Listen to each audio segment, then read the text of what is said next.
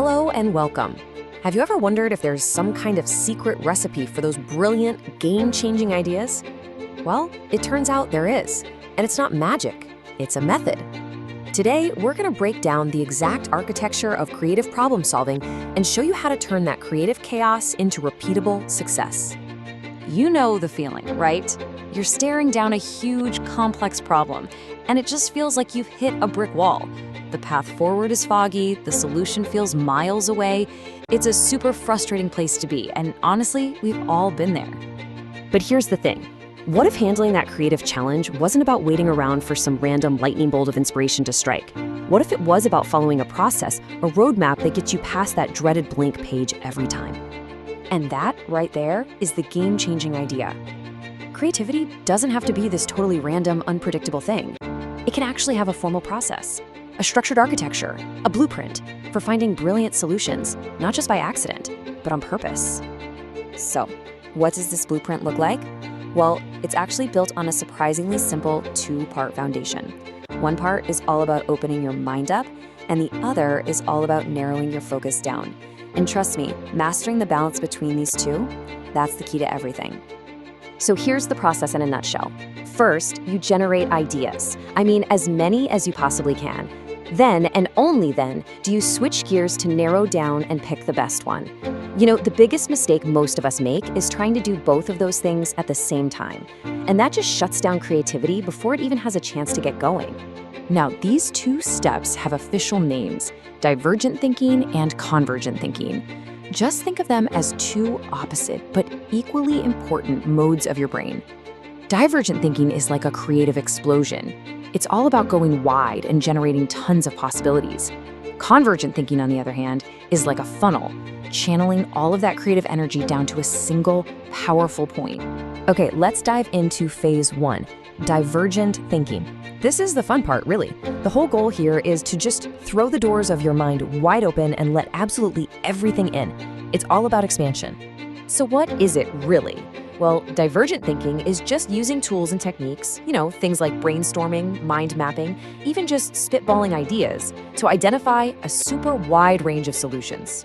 The key phrase there is wide range. We are not looking for the right idea yet. We're looking for all the ideas. And to do this right, there are a few rules. First, you have to go for pure quantity over quality. Just get as many ideas down as you can. But the most crucial, and honestly the hardest rule, is this: defer all judgment. Do not censor anything. The silly ideas, the impossible ideas, the that'll never work ideas, let them all out.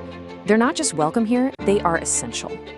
All right, so you've made a beautiful mess. You have this huge list of possibilities, from the brilliant to the bizarre. So, now what? Well, now we bring some order to that creative chaos. It's time for phase two, convergent thinking. See, convergent thinking is the necessary counterbalance to all that wild creativity. It's a deliberate, systematic process where you analyze and evaluate. If divergent thinking was the artist, then convergent thinking is the engineer.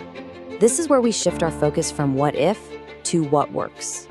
And you guessed it, the rules here are the complete opposite of what we just did. Now, judgment isn't just allowed, it's required.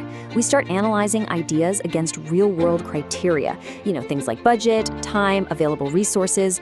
The focus flips from quantity to quality because the end goal here is to make a decision and land on one single actionable solution. So we have these two really distinct, almost opposite ways of thinking. How do they actually come together? Well, this is the creative synthesis. And this is where the real power of the whole process lies. This quote just nails it, doesn't it? I mean, think about it. Anyone can have a great idea, and pretty much anyone can criticize an idea. The real genius is in the synthesis. It's having a robust process to find the ideas and then a disciplined methodology to choose the best one. That combination is what's so incredibly powerful. So if you remember just one thing from all this, make it this. The power is in the rhythm. You have to give each phase its own dedicated time and space. Trying to generate ideas while judging them at the same time, it's like trying to drive with one foot on the gas and one on the brake. You go nowhere. So first, you expand your thinking without any limits. Then, and only then, do you focus your analysis with sharp clarity. Go wide, then go deep. Look, at the end of the day, this isn't just some abstract theory. It's a tool. It's a reliable architecture you can use to build amazing solutions for yourself.